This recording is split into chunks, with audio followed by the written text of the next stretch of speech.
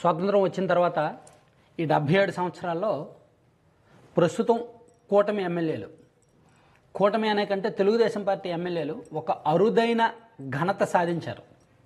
ఆ ఘనత ఒక చెత్త ఘనత అనమాట, వర్స్ట్. నన్ను చాలామంది నాయకులు, పెద్ద పెద్ద నాయకులు కూడా అడిగేవాళ్ళు, ఏమయ్యా నువ్వు ప్రభుత్వం వచ్చిన 5 నెలలు 6 నెలలు అయింది, అప్పుడే నువ్వు ఎమ్మెల్యేల మీద పడతావేంటి, ఎమ్మెల్యేల మీద అవినీతి మీద వీడియోలు చేస్తావేంటి, కనీసం వాళ్ళని గెలుపుని ఆస్వాదించనివ్వా, ఏదో 4 ఖర్చు పెట్టారు కదా వెనక్కి రాబెట్టుకునేవా అని అనేవాళ్ళు. సరే మీరు రాబెట్టుకోండి, కానీ సంవత్సరం తిరగకముందు విపరీతమైన వ్యతిరేకత తెచ్చుకుంటారు. ఇంకా ఆ 4 ఏళ్ళు ఎంత మంచి చేసినా వాళ్ళ రాజకీయ జీవితం పాతాళానికి వెళ్ళిపోద్ది, అందుకే నేను అలర్ట్ చేస్తూ వస్తున్నానని చెప్పేవాడిని.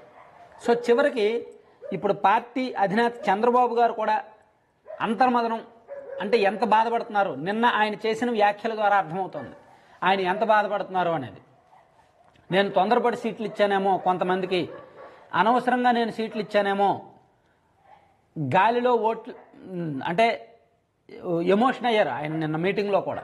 పార్టీ ముఖ్య నేతలతో మాట్లాడుతున్నప్పుడు పార్టీలో కొంతమంది ఎమ్మెల్యేల వ్యవహార శైలి, కొన్ని నియోజకవర్గాల్లో జరుగుతున్న వివాదాల మీద, విభేదాల మీద ఆయన మాట్లాడే సందర్భంలో నేను తొందరపడి సీట్లు ఇచ్చాను, సో వాళ్ళ బలంతో వాళ్ళు గెలిచానని ఫీల్ అయిపోతున్నారు అని కొన్ని కామెంట్స్ చేశారనమాట.